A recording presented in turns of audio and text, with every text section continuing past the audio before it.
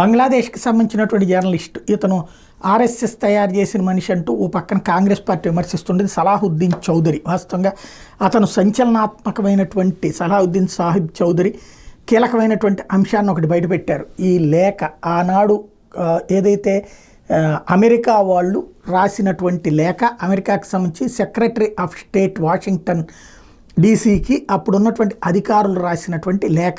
ఏంటయ్యా ఈ లేఖ యొక్క సారాంశం అంటే, ఇందిరాగాంధీ ఆ రోజున అంటే అప్పటికి ఇందిరాగాంధీ టైంకి కూడా నేతాజీ సుభాష్ చంద్రబోస్ బతికినే ఉన్నాడు.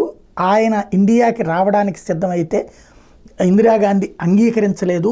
ఎందుకయ్యా అంటే ఆయన వస్తే గనక వాళ్ళ నాన్న క్రెడిట్, ఆ తర్వాత వాళ్ళ కుటుంబానికి సంబంధించినటువంటి క్రెడిట్ పోతుంది కాబట్టి, అందులో ఇంకోటి బ్రిటిష్ వాళ్ళతో ఆనాటికే కుదుర్చుకున్నటువంటి ఒప్పందంలో భాగంగా ఆయన్ని బ్రిటిష్ వాళ్ళకి అప్పజెప్పాలి. స్వతంత్రం ఇచ్చే నాడు కుదుర్చుకున్నటువంటి ఒప్పందం ఏంటంటే, నేతాజీ సుభాష్ చంద్రబోస్ ఎప్పుడు వచ్చినా సరే యుద్ధ ఖైదీగా అప్పగించాల్సి ఉంటుంది. ఆయన జపాన్లో చనిపోయాడు అని చెప్పేది అబద్ధం. ఆయన ఉన్నాడు, బతికే ఉన్నాడు. ఆ తర్వాత రష్యాలో, తర్వాత జర్మనీలో, తర్వాత అమెరికాలో ఉన్నాడు అన్నటువంటి ప్రచారం అయితే, దాంట్లో ఈ కీలకమైనటువంటి అంశం ఆయన పంపించడానికి సిద్ధపడితే అక్కడ ఉన్నటువంటి ఇందిరాగాంధీ అంగీకరించలేదు అన్నటువంటి ఆ లేఖకి సంబంధించినటువంటి వివరాలని బయట పెడుతూ ఇదేం ధోరణి అన్నటువంటిది హైలైట్ చేసుకుంటూ వచ్చారు, రాస్తూ వచ్చారు ఇప్పుడు ఆయన.